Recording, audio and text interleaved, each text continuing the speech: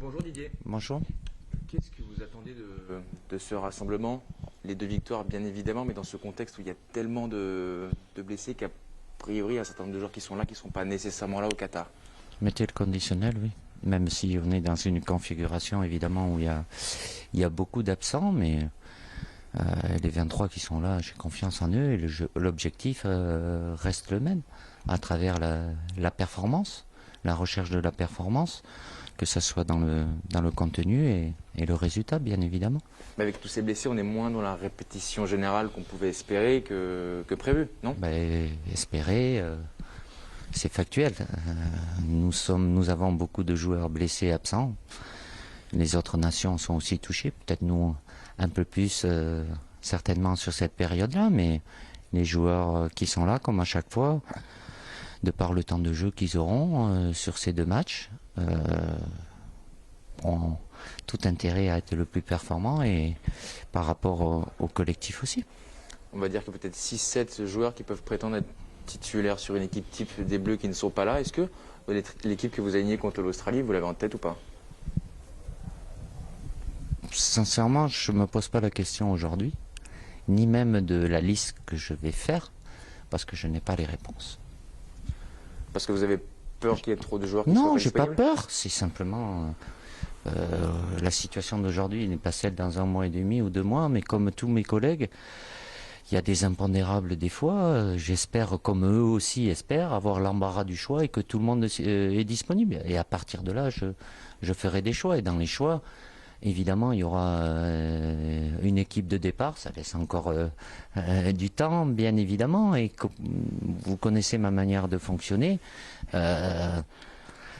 De par les joueurs qui seront choisis, je ferai en sorte de les mettre dans les meilleures conditions, dans la meilleure opposition pour être le plus dangereux par rapport aux adversaires qu'on aura. Parmi les joueurs qui font le retour, ça c'est plutôt une bonne nouvelle, il y a Ousmane Dembélé qui est performant depuis un certain temps avec le FC Barcelone, qui n'est plus blessé.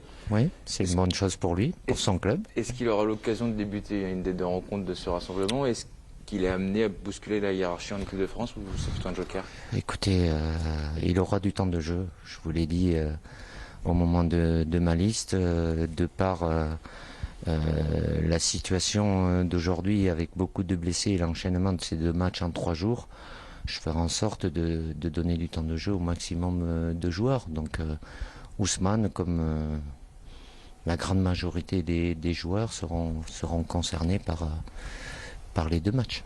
Pour terminer, une question sur Aurélien Tchouaméni qui compte une dizaine de sélections en équipe de France et qui a gagné beaucoup de temps de jeu, notamment aussi à cause des blessures, soit de Paul Pogba, soit de N'Golo Kanté.